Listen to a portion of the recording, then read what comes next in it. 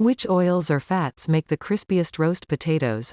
Which oil or fat is the best option for crispy on the outside, fluffy on the inside roast potatoes? I think it's more about technique than what fat you use when you're looking for crispy outsides. I'm sure there's at least one question here already that has the technique answers.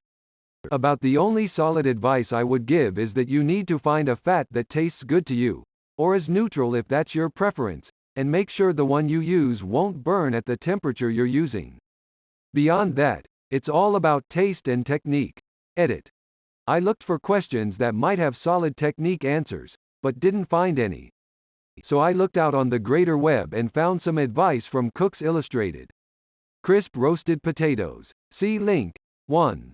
It doesn't have the recipe for free, but the advice is good. Parcook at a fast simmer.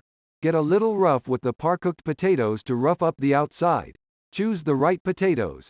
They liked Yukon Golds. During the fall, upon acquiring sacks of russets during the potato harvest, I have found that using deer fat works very well. The fat on the rear haunches, just above the tail of the deer, can be quite thick, actually 3/4, 1, in thickness, and a lot of it. It is pure white and renders clear, and I store that fat just like coconut oil. I soften up a 1/4 cup of it and rub it on my spuds. It promotes a very nutty, almost musky flavor to the cooked potatoes. After I prick my spud, I oil it real well with the deer fat, then wrap it in foil and let it cook for 40 minutes. Then I pull it out and rub more fat on it and slip it back into the 400-degree oven.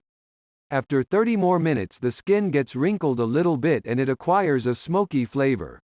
It goes really well with the deer ribs too, although there is a little bit of coating on your upper palate if you should happen to drink something cold.